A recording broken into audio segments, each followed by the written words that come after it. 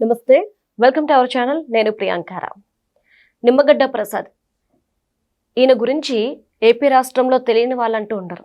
ఎందుకు అంటే వైఎస్ రాజశేఖర రెడ్డి గారి హయాంలో జగన్మోహన్ రెడ్డి గారు ఈయన ఇద్దరూ కలిసి క్విట్ ప్రోకో చేశారు అని అప్పుడు వచ్చిన వార్తలు.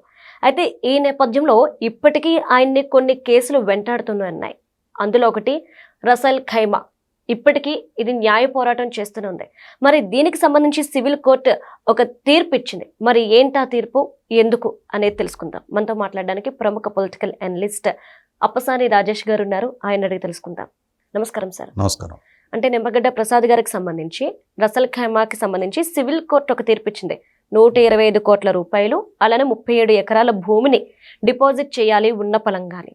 అంటే దీనికంటే ముందు 300 కోట్ల రూపాయలు ఇవ్వమంటే నేను ఇవ్వలేను అన్నందుకు ఇది ఇచ్చారు. అసలు ఏంటి రసల్ ఖైమా? మామూలుగా బకాసురుడు స్టోరీ మనం చిన్నప్పటి నుంచి వినుంటాం. ఒక ఊర్లో బకాసురుడు అనే ఒక రాక్షసుడు ఉండేవాడు. ఆ రాక్షసుడు ఊరి మీద పడి దొరికిన వాళ్ళందరినీ చంపుకొని తింటున్నందువల్ల ఊరు వాళ్ళందరూ బకాసురుడితోటి ఒప్పందం చేసుకొని ప్రతిరోజు అతని ఆకలి తీర్చే ఆహార పదార్థాలు మేమే బండి మీద పంపిస్తాము, ప్రతిరోజు ఒక మనిషిని కూడా మీరు తినటం కోసం అప్పచెప్తామని చెప్పని ఒప్పందం చేసుకున్నారని చెప్పని వింటూ ఉండేవాళ్ళం. అలాగే డాక్టర్ వైఎస్ రాజశేఖర రెడ్డి అనే పాలకుడు ఈ రాష్ట్రానికి పాలకుడిగా రాకముందు వరకు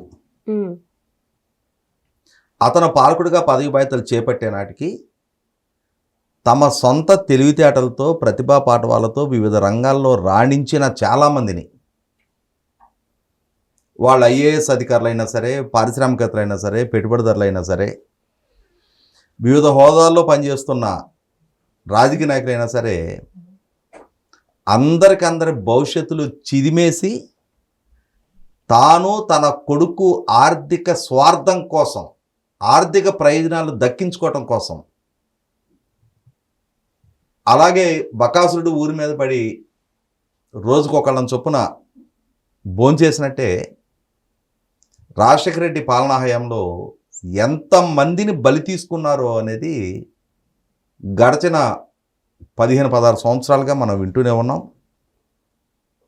దాదాపుగా 2011లో జగన్మోహన్ రెడ్డి మీద నమోదైన అక్రమాస్తుల కేసుల విచారణ, ఆ వార్తలు వింటున్న దగ్గర నుంచి కూడా ఎంతమంది జైళ్ల పాలయ్యారు, ఎంతమంది రాజకీయ భవిష్యత్తు చిదిమేయబడింది, ఎంతమంది ప్రాస్పెక్టివ్ అండ్ ప్రోగ్రెసివ్ పారిశ్రామికవేత్తలు వీధుల పాలయ్యారనేది, కేసుల పాలయ్యారు, జైళ్ల పాలయ్యారనేది మనం చూస్తూ ఉన్నాం. దానిలో భాగంగానే మీరు ఇందాక ప్రస్తావించినట్టుగా జగన్మోహన్ రెడ్డి అక్రమాస్తుల కేసుతో మ్యాట్రిక్స్ ప్రసాద్, నిమ్మగడ్డ ప్రసాద్ ఫెమిలియర్ అవలా. ఆయన మ్యాట్రిక్స్ అనే ఒక ఫార్మా కంపెనీని స్థాపించారు. ఆ కంపెనీని చాలా వేగంగా, చాలా ఉన్నత స్థాయికి చేర్చారు ఆయన. అలా చేర్చిన క్రమంలో మైలాన్ ల్యాబొరేటరీస్ అనే అమెరికన్ కంపెనీ ఈ కంపెనీని టేక్ ఓవర్ చేసింది. అలా టేక్ ఓవర్ చేసిన ప్రాసెస్లో మ్యాట్రిక్స్ ప్రసాద్ గారికి తన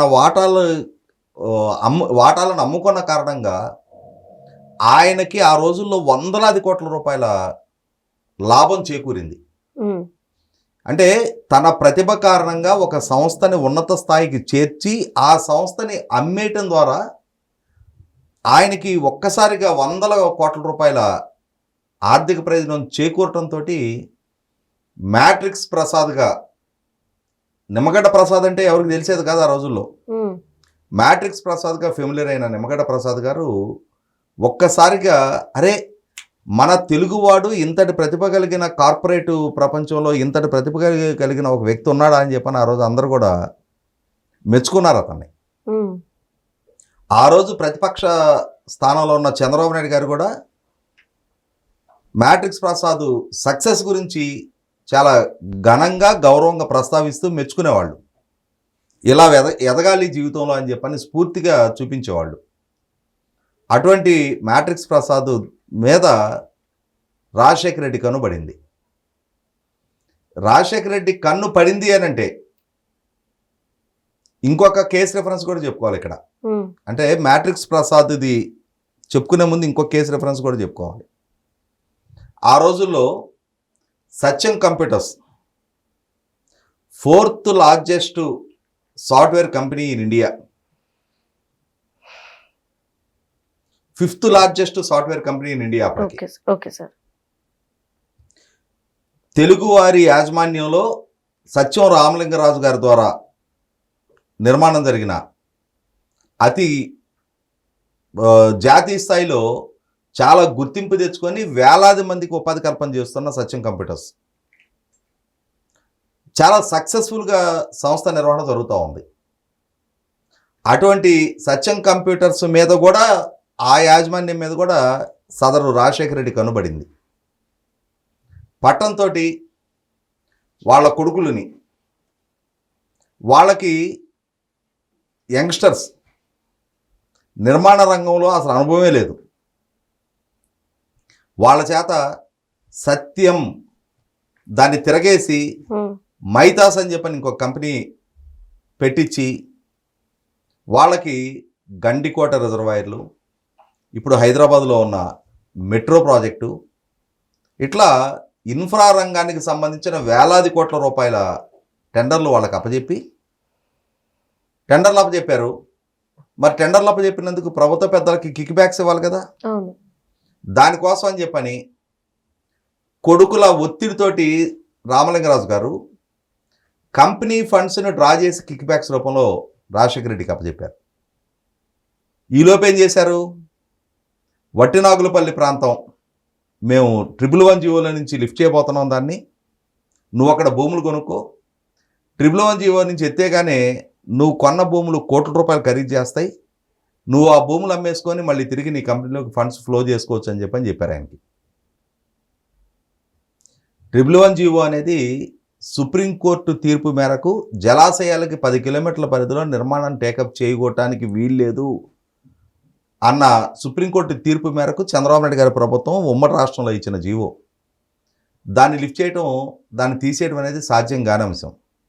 కానీ అలా భ్రమింపజేసి రియల్ ఎస్టేట్ గురించి వాళ్ళకి అనుభవం లేదు, నిర్మాణ రంగం గురించి వాళ్ళకి అనుభవం లేదు, ఆ కంపెనీలో డబ్బులు కొట్టేయాలనుకున్నారు, కొట్టేశారు. దాని ఇంపాక్టు సత్యరామలింగరాజు కంపెనీలోకి మళ్ళీ ఫండ్స్ పంపు చేయలేక, తాను కంపెనీలో ఫండ్స్ లేకపోయినా ఉన్నాయని భ్రమింపజేశాను అని చెప్పని తాను అడ్మిట్ అయ్యి, అంతిమంగా ఆ కంపెనీలో పెట్టుబడులు పెట్టిన ఇన్వెస్టర్లందరూ కూడా చాలామంది చాలా రకాలుగా వీధిన పడ్డారు. అంతిమంగా ఆంధ్ర రాష్ట్రానికి ఒక ప్రైడ్గా ఫీల్ అయిన సత్యం రామలింగరాజు జీవితం సిబిఐ కేసులు, జైల్లోకి పరిమితమైంది. అంటే రాజశేఖర్ రెడ్డితో స్నేహం చేసిన పర్యవసానం, రాజశేఖర్ రెడ్డి కన్ను పడ్డ పర్యవసానం, ఎలాంటి అనుభవం సత్యం రామలింగరాజుకి ఎదురైందనేది కళ్ళ ముందు కనిపిస్తున్నా కూడా అగ్ని చుట్టూ తిరిగే శలభాల్లాగా ఈ మ్యాట్రిక్స్ ప్రసాద్ వంటి వాళ్ళు కూడా అదే రాజశేఖర రెడ్డి ప్రభావంలో పడిపోయి, ఆ రోజున వ్యాన్ పిక్ అని చెప్పని వాడ్రేవు, నిజాంపట్నం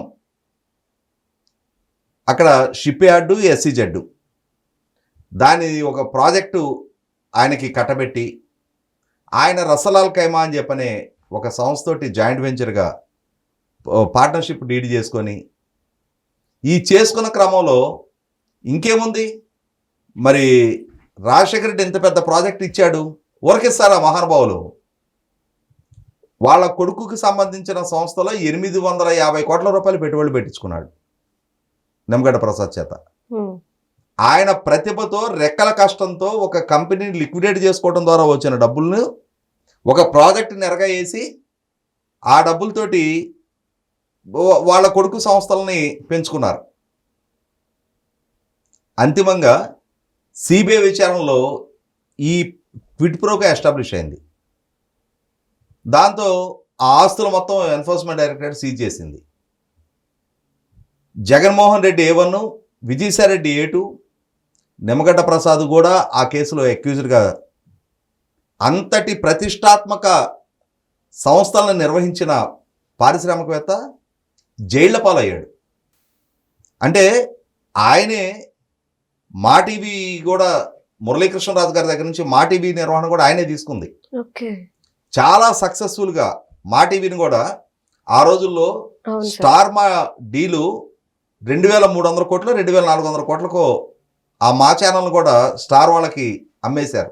ఓకే. దాంట్లో భాగస్వాములైన నాగార్జున గారికి, చిరంజీవి గారికి, అల్లరవింద్ గారికి అందరికీ కూడా ఈయన పుణ్యాన 100 కోట్ల రూపాయల లాభాలు వచ్చినాయి. ఇప్పుడు స్టార్ మా అని ఉంటుంది. అవును సార్. మొట్టమొదటి మురళీకృష్ణరాజు గారు దాన్ని పెట్టింది. ఆయన దగ్గర నుంచి మ్యాట్రిక్స్ ప్రసాద్ గారు తీసుకొని దాన్ని ఒక ఉన్నత స్థాయికి చేర్చి అంత సక్సెస్ఫుల్గా ఆ డీల్ క్లోజ్ చేసి, అంటే ఆయనది ఒక గోల్డెన్ హ్యాండ్ అని పేరు ఆ రోజుల్లో. బా. కార్పొరేట్ డీల్స్లో ఆయనకు అంతటి పేరు ప్రఖ్యాతులు తన ప్రతిభ కారణంగా తెచ్చుకున్న వ్యక్తి. రామలింగరాజు గారిని చూసాం, ఈయన చూసాం. దాని ఇంపాక్ట్ ఏమైంది? దివాలా పిటిషన్ లాగా అయిపోయింది ఆయన పరిస్థితి. ఆస్తులన్నీ సీజ్ అయిపోయినాయి, జైళ్ల పాలు, కేసుల పాలు. కార్పొరేట్ ప్రపంచంలో ఆయన సంపాదించుకున్న గుడ్ విల్ మొత్తం కొలాప్స్ అయిపోయింది. ఎలా అయితే సత్యం రామలింగరాజు గారి ఇవాళ ఒకనాడు హైదరాబాద్కు వచ్చిన నాటి అమెరికా అధ్యక్షుడు బిల్ క్లింటన్ గారి సరసన తెలుగు ఎంటర్ప్రెన్యూర్గా ఆ రోజు అజీం ప్రేమ్జీ గారు, ఇన్ఫోసిస్ నారాయణమూర్తి గారు, అలాగే టీసీఎస్ సంస్థలు, అంటే సత్యం కన్నా పెద్ద సంస్థలు, ఆ సంస్థల అధినేతలు ఉన్నా కూడా వాళ్ళని కాకుండా తెలుగు ఎంటర్ప్రెన్యూర్గా హైదరాబాద్లో జరుగుతున్న ప్రోగ్రాం అని చెప్పని బిల్ క్లింటన్ పక్కన రామలింగరాజు గారిని చంద్రబాబు నాయుడు గారు కూర్చోబెడితే సిబిఐ కేసులు, జైళ్లలో రాజశేఖర రెడ్డి కూర్చోబెట్టాడు. అదే క్రమంలో నిమ్మగడ్డ ప్రసాద్ కూడా కూర్చోబెట్టారు. దాని ఇంపాక్టు రసరైల్ కామా వాళ్ళు అప్పటికి 600 కోట్లు ఇందులో పెట్టుబడులు పెట్టున్నారు. మా పెట్టుబడులు రిలీజ్ చేసిన పరిస్థితి ఏంటని వాళ్ళు అడుగుతూ ఉన్నారు. వాళ్ళు కేసులు ఫైల్ చేశారు. రెడ్ కార్నర్ నోటీస్ ఇష్యూ అయింది ఆయన మీద. అంతిమంగా ఆయన సెర్బియా పర్యటనకు వెళ్తే అక్కడ అరెస్ట్ చేసి హౌస్ అరెస్ట్లో పెట్టారు. అంటే రాజశేఖర్ రెడ్డి, జగన్మోహన్ రెడ్డిల నీడ పడితేనే ఎటువంటి పరిస్థితులు ఉత్పన్నమైనా చూసాం. పొట్లూరు ప్రసాద్, కోనేరు ప్రసాద్ అందరూ కేసుల పాలు, కోనేరు ప్రసాద్ గారు జైలు పాలు. ఇటువంటి పరిస్థితుల్లో ఆ కేసు చిలికి గాలివానలాగా మారి ఈ రోజుకి మనం ఎప్పుడో వెనకటి సినిమాల్లో నిన్ను వీడని నీడను నేను అని చెప్పిన ఒక పాట వింటూ ఉంటాం. అలాగే ఆ రసలైల్ కమా కేసు, రాకియా, ఆ కేసు నిమ్మగడ్డ ప్రసాద్ గారిని వెంటాడుతూనే ఉంది. ఆ వెంటాడి చివరికి ఇష్యూ ఎక్కడికి చేరింది? సుప్రీంకోర్టుకి చేరి, అంటే వాళ్ళు రెడ్ కార్నర్ నోటీస్ ఇష్యూ చేసి ఈయన్ని అక్కడ సెర్బియాలో హౌస్ అరెస్ట్లో పెట్టించారు. కరోనా టైంలో అందరినీ విడుదల చేస్తున్న టైంలో ఆయన ఇండియాకి చేరుకున్నాడు తిరిగి, బతుకు జీవుడు అనుకుంటా. వాళ్ళు ఇక్కడ హైకోర్టుని అప్రోచ్ అయ్యారు. ఇష్యూ సుప్రీంకోర్టుకి చేరింది. సుప్రీంకోర్టు 600 కోట్లు నువ్వు ఇమ్మీడియట్గా డిపాజిట్ చేయమంది. ఆయన 600 కోట్లు డిపాజిట్ చేయగలిగే కెపాసిటీ ఇప్పుడు నా దగ్గర లేదు, నేను ఒక 110 కోట్లు క్యాష్ డిపాజిట్ చేస్తా, ఒక 37 ఎకరాలు దేవరాయాంజల్లో ఉన్న భూములు డిపాజిట్ చేస్తా, ఒక 400 కోట్లు ఖరీదు చేస్తాయని చెప్పని కోర్టుకి అఫిడవిట్ ఇచ్చారు అని చెప్పని వార్తలు వస్తూ ఉన్నాయి. నేను అనుకోవటం వీళ్ళ తండ్రి కొడుకుల నీడ కనుక ఆయన మీద పడకుండా ఉన్నట్టయితే ఇవాళ పలానా మ్యాట్రిక్స్ ప్రసాద్ గారు తెలుగువాడు అని చెప్పని మనం చెప్పుకోవటానికి గర్వపడే స్థాయిలో ఆయన ఉండుండేవాళ్ళు. అంతటి సక్సెస్ఫుల్ ఎంటర్ప్రెన్యూర్స్. దానికి ఏం షార్ట్ కట్లు లేవు. వాళ్ళ ప్రతిభ కారణంగా, వాళ్ళ రెక్కల కష్టంతో వాళ్ళు రైట్ టైం రైట్ డెసిషన్స్ తీసుకుంటూ ఆ స్థాయికి ఎమర్జ్ అయిన వ్యక్తులు. కొన్ని వేల మందికి సత్యం రామలింగరాజు గారి ద్వారా ఉపాధి కల్పన జరిగితే, సత్యంలో జాబ్ దక్కితే చాలు అని చెప్పని యువత ఉర్రూతలోకిపోయేవాళ్ళు సత్యంలో జాబ్ కోసం అని చెప్పని. సత్యంలో జాబ్ హోల్డర్ అంటే అతనికి అమ్మాయిల్ని ఇవ్వటానికి వరుస క్రమంలో సంబంధాలు బారులు తీరుండేవి. అటువంటి సంస్థలు నిర్వహించిన వాళ్ళకి ఏ గతి పట్టాలో ఆ గతి పట్టించిన తండ్రి కొడుకులు. తండ్రి 2009లో కాలం చేశారు. ఇది మనం ఎంటర్ప్రెన్యూర్స్ గురించి మాట్లాడుకుంటున్నాం. అవును సార్. సివిల్స్లో ఆల్ ఇండియా టాపర్ శ్రీలక్ష్మి గారు, ఆమెకి ఏ గతి పట్టింది? బిపి ఆచార్య, వీళ్ళందరూ ఐఏఎస్ అధికారులు. రత్నప్రభ గారు ఐఏఎస్ అధికారిని ఒకసారి కోర్టు హాల్లోనే జగన్మోహన్ రెడ్డిని కడిగి పారేసింది. వాట్ మిస్టర్ జగన్, మీ నాన్న పాలనా హయాంలో అధికారులుగా పనిచేసిన పాపానికి మేమందరం మీరు కోట్ల రూపాయల లబ్ధి మీకు దక్కటం ఏంటి, మేం కోట్ల పాలు కావటం ఏంటి అని చెప్పని. రాజగోపాల్ గారు ఆ రోజుల్లో మైనింగ్ ఎండి, ఆయన జైళ్ళ పాలయ్యాడు. అవును. అంటే వీళ్ళ నీడ ఎవరి మీద పడిందో వాళ్ళలా సర్వనాశనం అయ్యారు. వీళ్ళేదో చెప్తారు, ఆయన వాళ్ళకి గుప్తదానాలు చేశాడు, వీళ్ళకి గుప్తదానాలు చేశాడు అని చెప్పని. ఏ ఎస్టేట్లలో నుంచి తెచ్చి గుప్తదానాలు చేశారు? అంటే కొన్ని చెప్పుకుంటే ఎవరి ప్రస్థానం ఎక్కడి నుంచి బిగినైందని చెప్పని చెప్పుకుంటే ఇవాళ అంటే వాళ్ళని ఇష్టపడే ఆ సైకో ఫ్యాన్సీ కొంతమంది ఉంటారు, వాళ్ళకి జీర్ణించుకోలేరు. కానీ